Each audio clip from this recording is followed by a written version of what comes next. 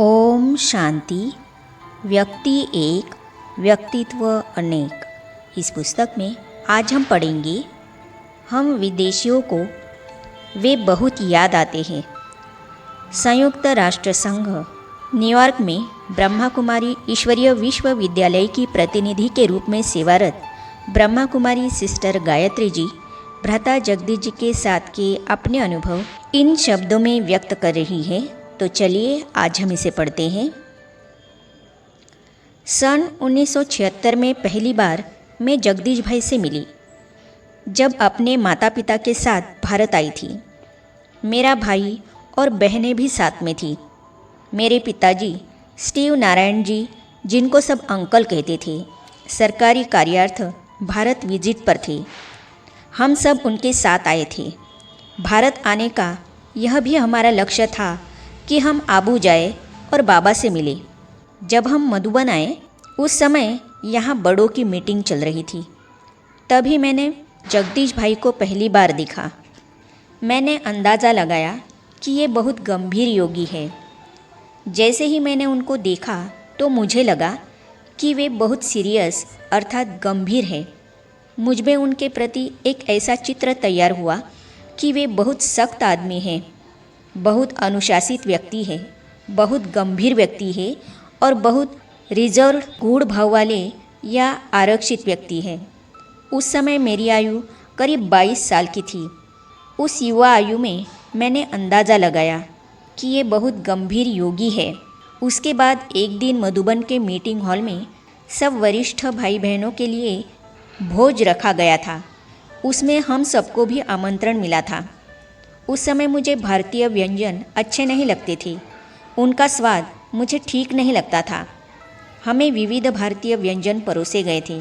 मैं थाली में रखे हुए उन तरह तरह के व्यंजनों को देख रही थी कि इन्हें कैसे खाऊं। आपको पता होगा कि उन दिनों ब्रह्मा भोजन के लिए टेबल कुर्सियों का इस्तेमाल नहीं होता था। नीचे बैठकर ही भोजन करते थे। अचानक सिर उठाकर सामने देखा तो जगदीश भाई मुझे देख रहे थे। वे मुस्कुराए। पहली बार मैंने उनको मुस्कुराते हुए देखा था। उनकी उस मुस्कुराहट ने उनके प्रति मेरे मन में जो चित्र था उसको बदल दिया, क्योंकि उनकी उस मुस्कुराहट में इतनी शीतलता, सभ्यता, दिव्यता और ममता थी कि उनके प्रति अपनेपन की भासना आने लगी। मुझे अनुभव होने लगा कि अभी तक मैंने इनके बारे में जो सोच रखा था वो उनका बाह्य रूप था, लेकिन अंदर से वे एक सरल, सभ्य और उदात्त व्यक्ति है। मैं जब भी भारत आती थी उनसे मिलकर ही जाती थी।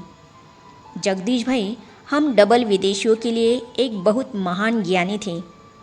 उनकी बुद्धि, आत्मा और काया सदैव पूर्णतः यथार्थ एवं शुद्ध थी। बाबा मुरली में कहते हैं कि यह ज्ञान सारे विश्व के लिए है। यह एक ही विश्वविद्यालय है जो सारे विश्व के लिए ईश्वरीय ज्ञान पढ़ाता है।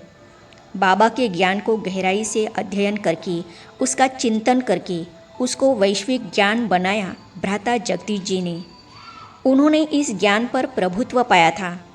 ज्ञान का विस्तार करना, उसकी गहराई में जाना उनके लिए बाएं हाथ का खेल था।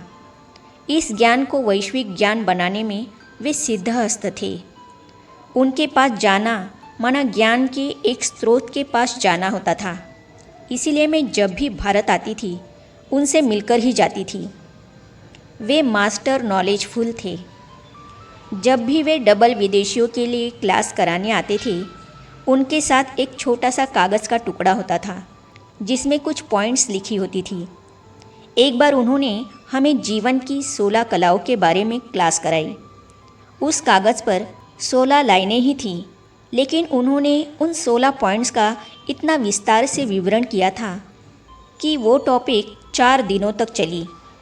उस क्लास में उन्होंने जीवन का लक्ष्य दिया, जीवन के नियमों का संविधान दिया। उस क्लास में उन्होंने जीवन का दर्शन करवाया और प्रैक्टिकल जीवन में 16 कलाओं का सहज प्रयोग कैसे करें, इसका सहज और सरल उपाय बताया।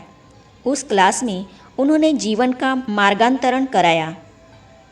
उन दिनों डबल विदेशी बहुत कम संख्या में होते थे, लेकिन हम वे भाग्यशाली आत्माएं हैं जिन्होंने मधुबन में बहुत कुछ सुविधाएं और रूहानी पालना ली। जगदीश भाई और वरिष्ठ दादियों की क्लास सुनी। जगदीश भाई एक विशिष्ट व्यक्तित्व वाले थे। तीक्ष्ण बुद्धि, ज्ञान की समझ और योग की अनुभूति, ये सब उनमें विशेष थे।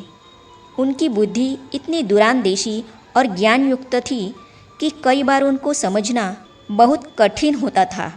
उन्होंने इस ज्ञान को जिस रीति से समझा था, अपनाया था, उसको समझना हर किसी के वश की बात नहीं थी। मैं समझती हूँ वे शास्त्रों में भी बड़े विद्वान थे।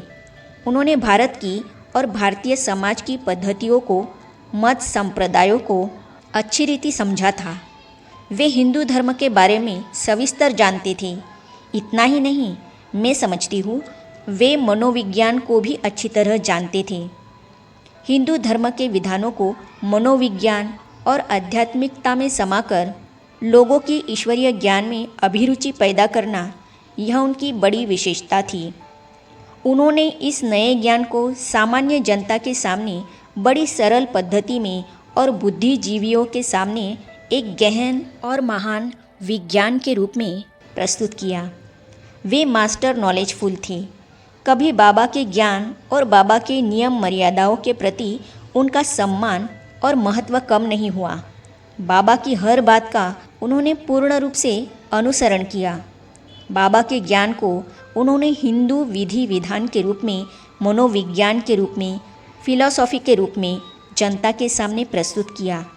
आप कभी जगदीश भाई से सीखना बंद नहीं कर सकते, क्योंकि हमेशा वे हर बार कुछ न कुछ नया ही सिखाते थे। उनके लिए खाना बनाने का सौभाग्य मिला था।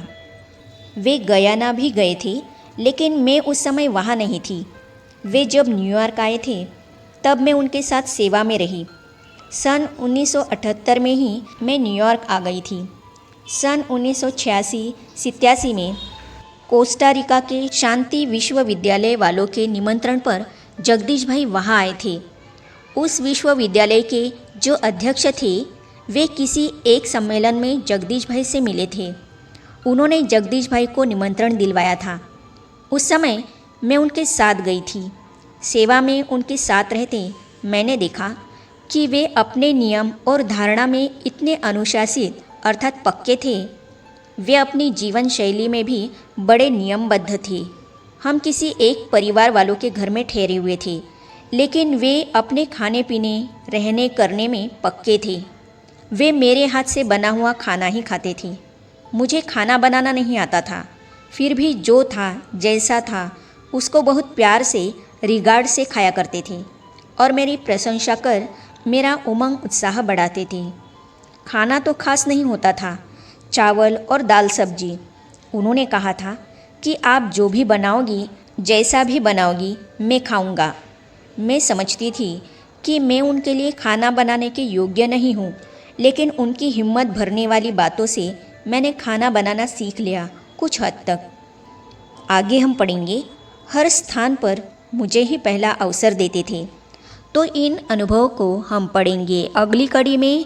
तो ये जानने और पढ़ने के लिए इस चैनल को सब्सक्राइब करने के साथ ही साइड में जो बेल आइकॉन है उसे भी क्लिक कीजिए, ताकि आने वाली सभी वीडियो और अब तक की सारी वीडियो आप तक पहुंचती रहेगी। ओम शांति।